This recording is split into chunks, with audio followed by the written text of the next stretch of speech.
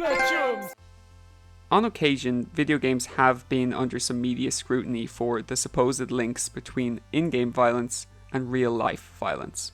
If you took the word of some politicians or pundits, you'd think that certain games are the root of all evil, or are basically training simulators for future criminals. Fortunately, this debate has largely subsided in recent years, mainly attributed to just how mainstream gaming is now. I mean, a lot of the outspoken critics of gaming violence a few years ago have probably all purchased Fortnite merchandise for their grandchildren. But anyone who actually plays games understands that there's so much more to gaming than violence. Many games include no violence at all, and in some games you're actively encouraged and rewarded for avoiding the violent path altogether. Let's not kid ourselves though. Sometimes outrageous violence can be entertaining, even when obviously disturbing. But come on, we know the difference between right and wrong and what's real versus what's pretend, don't we? Oh my god, what is she doing to him?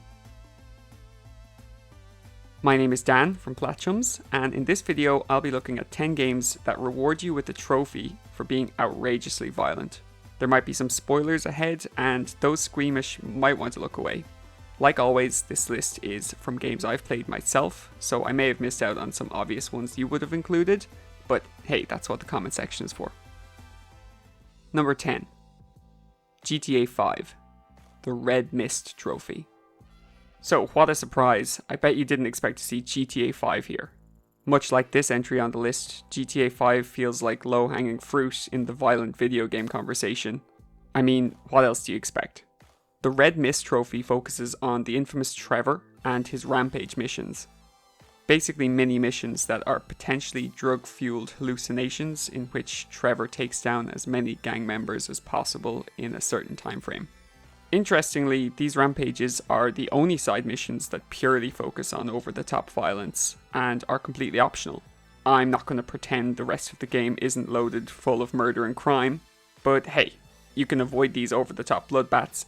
As a side note, there is so much more to enjoy in GTA 5 than violence. There's interesting characters, locations, and side quests that involve no violence at all. It's not all shooting and heists. Number 9. Heavy Rain. The Goldfinger and the Butcher Trophy. Poor old Ethan Mars. Heavy Rain could accurately be described as Ethan's worst week ever.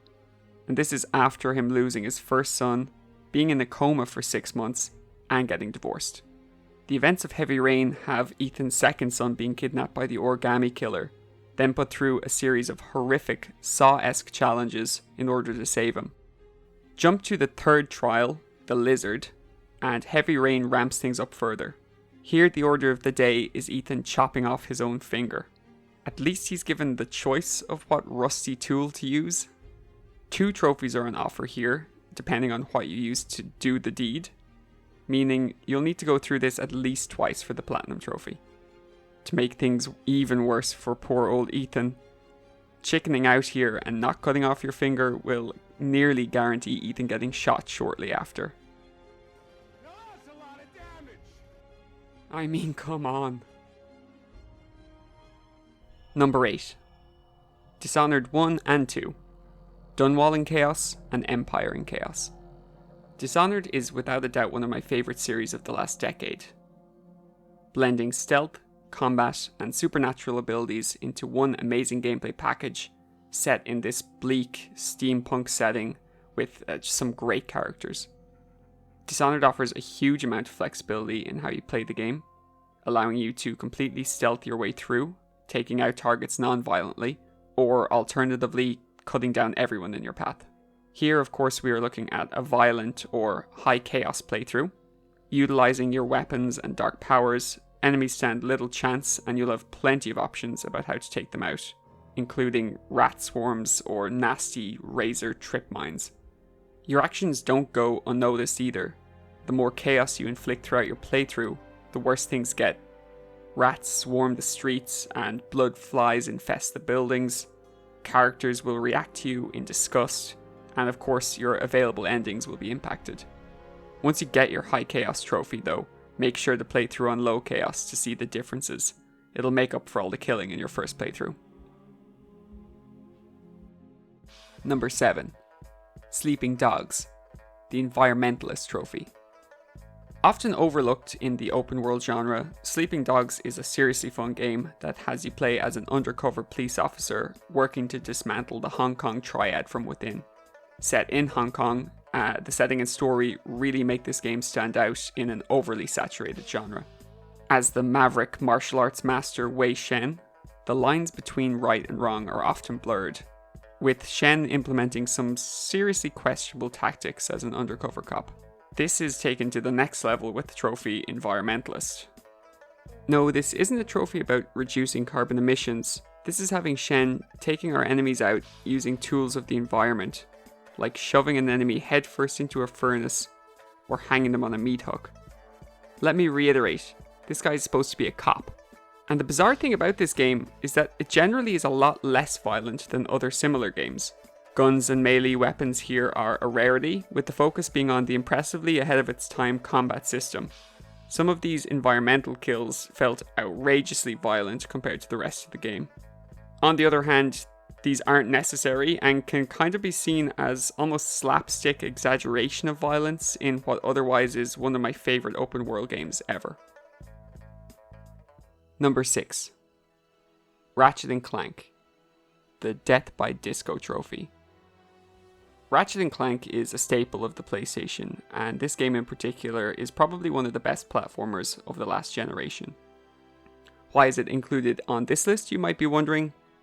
Sure, there are a lot of ridiculous weapons shooting multiple rockets, but they're comical for the most part. There is a specific trophy that promotes something a lot more depraved though. Torture. Yes, torture. The trophy Death by Disco has you submit your foes to helplessly dance before you mow them down, all for a bronze trophy. This isn't a once-off. This is something you'll be doing all game, as you've got to make every single enemy, bosses included, dance before blowing them up. I mean, how sadistic is it to taunt your foes with dancing, as they look like they're having a great time, but knowing inside they're about to meet their end? Sick stuff. It's also the hardest trophy in the whole game, sometimes forcing people to replay the entire game again or keeping a checklist. Everyone suffers with this one. Number 5. Sniper Elite, the Nutcracker Trophy. Sniper Elite touts itself as the king of sniper gameplay, and rightly so. There's a lot to love here: stealth gameplay, a variety of weapons, environments, and lots of opportunities to shoot Nazis. Even the Big Cheese himself, although it is locked behind DLC.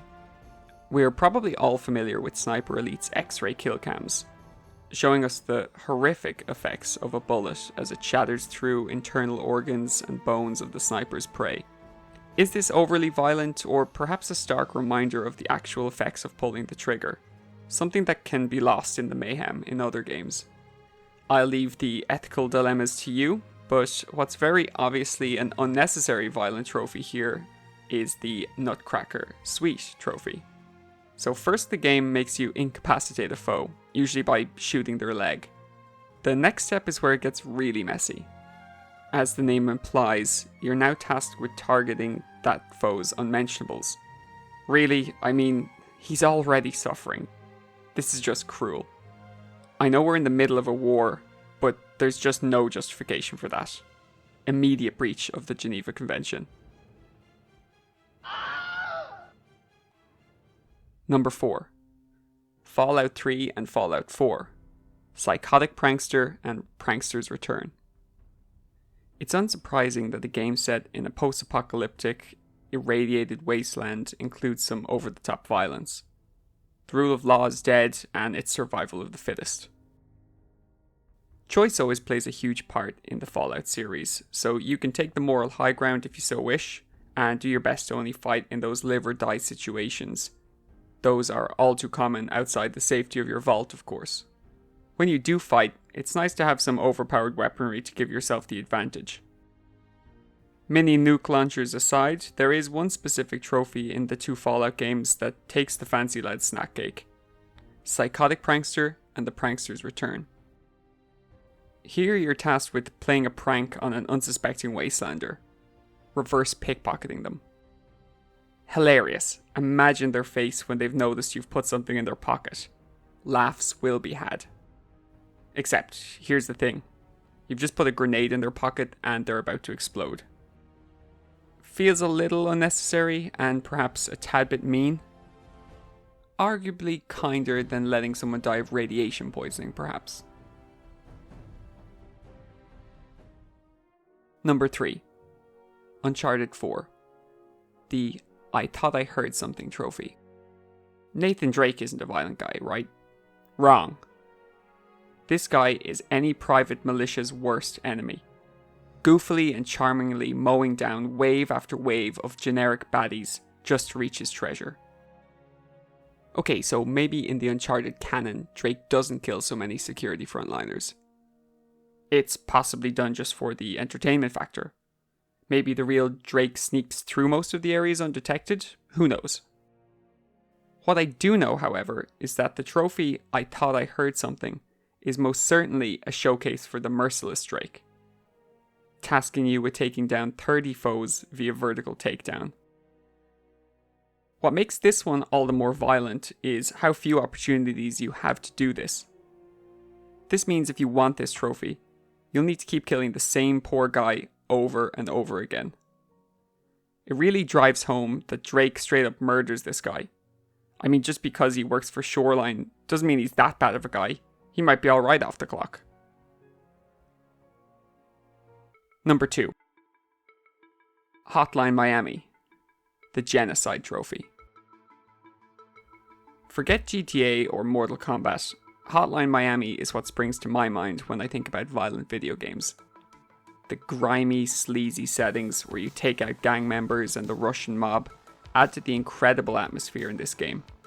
Despite the low-res graphics, everything feels authentically violent, and the weapons and executions can make you feel, well, yuck. On the other hand, the tight, addictive gameplay keeps you coming back for more, and it is an amazing experience. Although Hotline Miami 2 was a little frustrating with larger, more open area maps. While everything in this game is pure violence, the developers really went the extra mile in Hotline Miami 2 by including the Genocide Trophy. 50,000 kills is on the agenda here, which even after finishing the game twice and getting S ranks on all the levels will only get you about halfway. Buckle in, because you'll be repeating the same level for hours on end, to the point where you will be numb to the violence. Number 1. Red Dead Redemption. The Dastardly Trophy. Red Dead Redemption is a masterpiece. The story of John Marston trying to put his previous life behind him, only to have the law blackmail him into getting involved all over again, is just magnificently told. When it comes to outlaws, John is reserved and kind-hearted, although you know he has a side to him that he does his best to repress. Violence is not the point of this western, nor does it take center stage. John is usually on the defensive and just wants to return to his ranch with his family. We also don't necessarily associate violence with Red Dead the same way that we do with Rockstar's other games. Yet, in rolls the Dastardly Trophy, awarded when John captures a helpless damsel, hogties her, and leaves her on the train tracks to meet her demise. To make matters worse, you only get the trophy here upon witnessing the impact. Ouch. I think we can all agree that this is definitely not the John we love. So, 10 times games rewarded you for over-the-top violence, as compiled by myself. Are some of these tasks just too violent for you? Am I so weak that I would be willing to go against my own moral compass just to earn a trophy? You know it. Let me know in the comments what your picks would be for this list. I'm sure I've forgotten some ridiculously violent stuff. Thanks for watching. Fletchums!